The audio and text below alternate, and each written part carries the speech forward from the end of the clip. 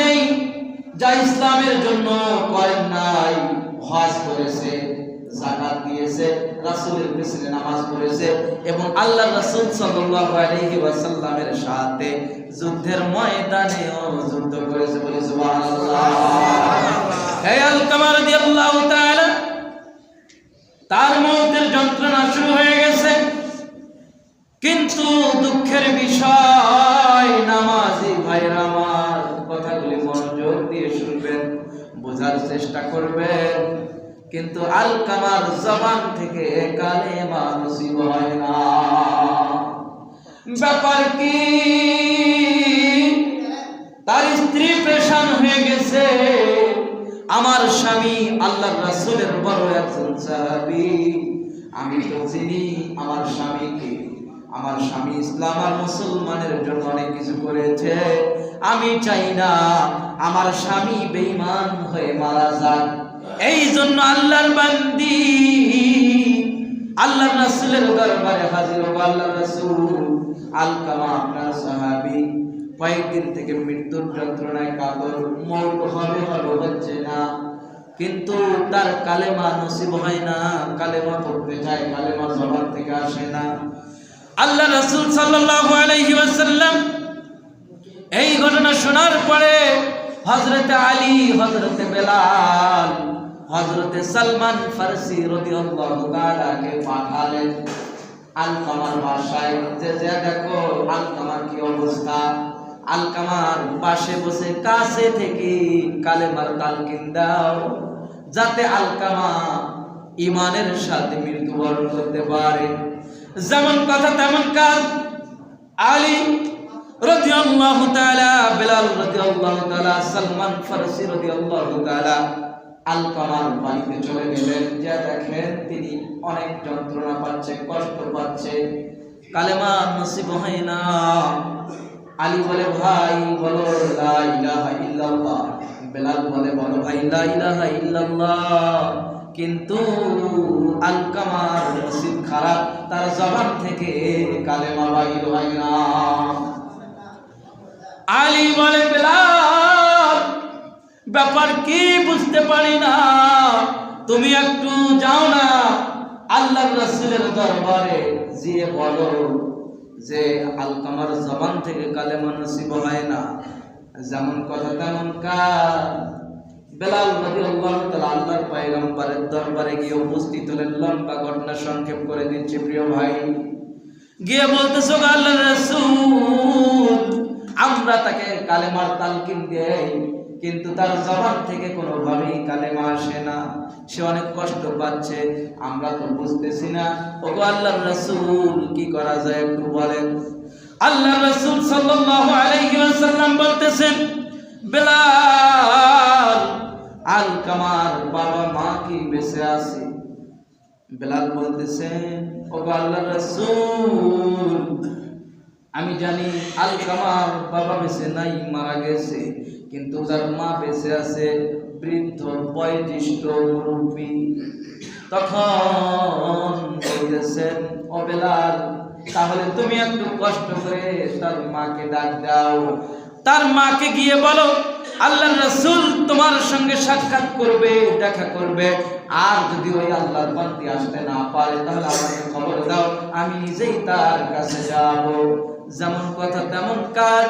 আলকামার মায়ের কাছে গিয়ে বেলাল যখন রাসূলের বার্তা পৌঁছায় দিল, আলকামার মা বলতেছে, আল্লাহর রাসূল যেহেতু আমাকে দেখা করতে বলেছে, তাহলে অবশ্যই অবশ্যই আমি আমার শরীরে যতটুকু শক্তি আছে আমি প্রয়োজনে লাঠির উপর ভর দিয়ে আল্লাহর রাসূলের দরবারে যাব, তারপরেও আল্লাহর রাসূলকে কষ্ট দিব না। বলি সুবহানাল্লাহ। আলকামার মা, আমার বন্ধুগণ, আল্লাহর নবীজির দরবারে পৌঁছে গেলেন। আল্লাহর নবীজি বলতেছে, আলকামার মা, তোমার কাছে জানতে চাই, বলতো আমার আলকামা কেমন ছিল? আলকামার মা বলতেছে, আল্লাহর রাসূল, আমার ছেলে অনেক ভালো ছিল, মানুষের সঙ্গে ভালো ব্যবহার করেছে, ও আল্লাহর রাসূল দান সাদকা করেছে, হজ করেছে, আপনার সাথে যুদ্ধ জেহাদেও অংশগ্রহণ করেছে। আমার জানা মতে আমার ছেলে ভালো। আমার নবী বলে, আম্মা ও আলকামার মা, তাহলে তোমার ছেলের কালেমা কেন নসিব হয় না? আমার যতটুকু ধারণা মা, মনে হয় আলকামা তোমার সাথে কোনো বেয়াদবি করেছে। আলকামার মা বলে, ওগো আল্লাহর রাসূল, আমি আমার ছেলের কথা কি বলি? এই আলকামা যখন ছোট ছিল তখন তার বাবা মারা যায়। আমি একেবারে কম সুন্দরীও না। আলকামা ছোট ছিল। মক্কার বিভিন্ন জায়গা থেকে প্রতিবেশীরা আমাকে বিবাহের প্রস্তাব দিয়েছে। আমি এই আলকামার জন্য বিবাহের প্রস্তাব গ্রহণ করি নাই। ওগো আল্লাহর রাসূল, এই আলকামা আমার নারী শিরাধার। আমি মনে করেছি আমি যদি বিবাহে বসি আমার জীবনটা সুখময় হবে, কিন্তু আমার ছেলের কি হবে? আমার ছেলের কথা চিন্তা করে আমি বিবাহে বসি নাই। আমি তাকে অনেক কষ্ট করে বড় করেছি। ওগো আল্লাহর রাসূল, এখন আলকামা বড় হয়েছে, আমি তাকে বিবাহ দিয়েছি। বিবাহ দেওয়ার পরে সে তার বউকে বেশি প্রাধান্য দেয়, আর আমি মাকে সে বিভিন্ন রকমের কষ্ট দেয়। মাকে কষ্ট দেয়, বউকে বেশি প্রাধান্য দেয়। বলেন এইরকম কুলাঙ্গার আজও জমিনের মধ্যে আছে না নাই? ভাই কথা বলতে হবে, আছে না নাই? গত জুমায় নামাজ পড়ে বাহির হয়েছি, এক আল্লাহর বান্দা তার কষ্টের কথা বলতেছে, বাবা যে কথাগুলো তুমি বলেছো 100-এর 100 এই কথাগুলো মিল আছে। তো ভাই এই কথাগুলো তো আমি বলি না, এই কথাগুলি আজ থেকে 1500 বছর পূর্বে আমার রাসূল সাল্লাল্লাহু আলাইহি ওয়াসাল্লাম উম্মতের মধ্যে ঘোষণা করে গিয়েছে, যদি কেউ মেনে নেয় তার জীবনটা নূরে নূরান্বিত হবে, তার জীবনটা ধন্য হবে, ইহকালীন জীবনে শান্তি পাবে, পরকালীন জীবনে মুক্তি কে দিবে? কথা বলেন আল্লাহ। কিন্তু আজকে আমরা দেখেছি এই সন্তান যদি শ্বশুর বাড়িতে যায় 5 কেজি মিষ্টি নেয়, 3 কেজি আপেল নেয়, 2 কেজি কমলা নেয়, 1 কেজি বেদানা নেয়, দই নেয়, কত কি যে নেয়। আরো এরকম মন হয় যে টাকা থাকলে মনে হয় ট্রাক ভর্তি করে বউয়ের কথাতে শ্বশুর বাড়িতে মনে হয় ট্রাক ভর্তি মাল সামান পাঠাইতো। বলেন এরকম ছেলে আছে না নাই? কিন্তু মা যে কষ্টে আছে, বাবা যে দুঃখে আছে, বাবার কথা ভেবে তার পকেট থেকে 500 টাকা বাইর হয় না। সারা বছর যায় বাবার জন্য 1 কেজি মিষ্টি হয় না, সারা বছর যায় বাবার জন্য 1 কেজি কমলা আপেল হয় না। বলেন এইরকম কুলাঙ্গার নাফরমান সন্তান আছে না নাই? প্রিয় ভাইরা আমার, খেয়াল করবেন। আরে শ্বশুর বাড়িতে দেন না, নিষেধ করছে কে আপনাকে? কিন্তু বাবা মারও খবর রাখেন। বাবা মা যে তোমাকে কত কষ্ট করে বড় করেছে মিয়া, খবর রাখছো?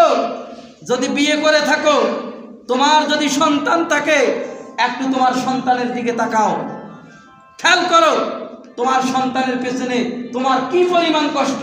শুধু কি 1 দিন 2 দিন? বছরের পর বছর, 10 বছর, 15 বছর, যতক্ষণ ছেলে প্রতিষ্ঠিত হয় নাই ততক্ষণ পর্যন্ত বাবার ঘুম নাই। কথা বলেন ঠিক কিনা? তা এইরকম সন্তান প্রতিষ্ঠিত হওয়ার পরে বাবা ছোট থেকে নিয়ে বড় করা পর্যন্ত তার পেছনে অর্থ দিল, শ্রম দিল, কষ্ট করলো, করার পরে যদি এই ছেলে বাবাকে বৃদ্ধা আশ্রমে রাখে, তাহলে মুখ দিয়ে বলতে হবে যে আল্লাহ আমার ছেলেকে ধ্বংস করো? মা কি মুখ দিয়ে বলতে হবে যে আল্লাহ আমার ছেলেকে ধ্বংস করে দাও? আমার আল্লাহ তো মুখেরটা নেয় না, আমার আল্লাহ তো অন্তরেরটা নেয়। আলকামার মা বলতেছে, ওগো আল্লাহর রাসূল, আমি কখনো আমার এই জিহ্বা দ্বারা আমার ছেলেকে বদদুয়া করি নাই। ওগো আল্লাহর রাসূল, আমি আমার মন আঘাত পেয়েছে, আমার মন থেকে আঘাত পেয়েছে, আমার ছেলে তার বউয়ের কারণে আমাকে কষ্ট দেয়। আল্লাহর রাসূল বলতেছে, মা তুমি তোমার আলকামাকে মাফ করে দাও।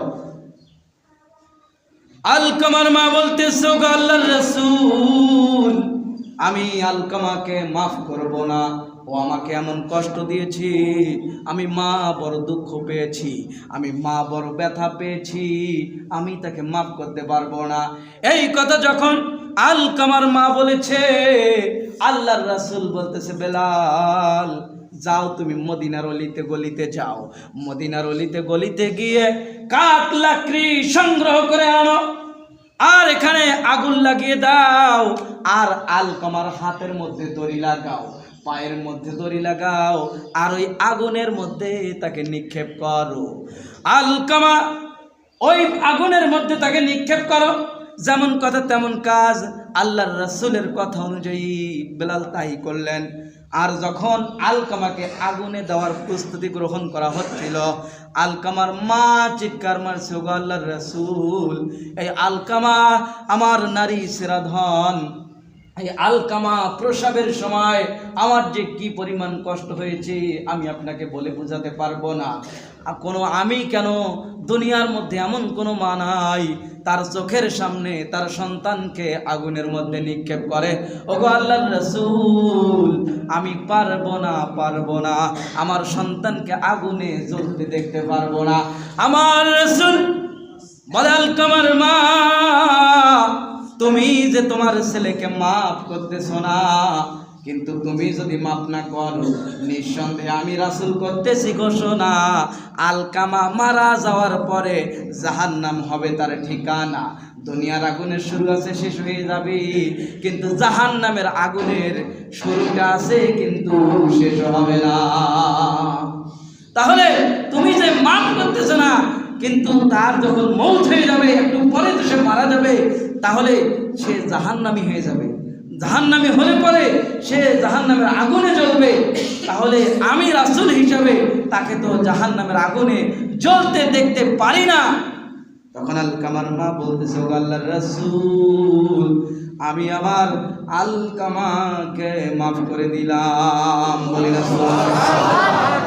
আলকামার মা যখন আলকামাকে মাফ করে দিয়েছে, আলকামার জবান থেকে বাইরে জোরে বলি, লা ইলাহা ইল্লাল্লাহু মুহাম্মাদুর রাসূলুল্লাহ সাল্লাল্লাহু আলাইহি ওয়াসাল্লাম। তো মায়ের দোয়া হাদিসের মধ্যে এসেছে, বন্দুকের গুলি মিস হবে, বাবা মার দোয়া মিস হবে না। তুমি 5 লক্ষ 8 লক্ষ টাকা খরচ করে হজ করেছো, মিয়া হাজী সাহেব হয়েছো, বড় নামাজি হয়েছো, তোমার হজ কবুল হবে কিনা তুমি বলতে পারবে না। কিন্তু তুমি যদি তোমার মায়ের চেহারার দিকে মায়ার নজরে তাকাও, আল্লাহর রাসূল বলেন, কবুলিয়াত হজের সওয়াব তোমার আমলনামায় আল্লাহ তাআলা দান করবে। বলে সুবহানাল্লাহ।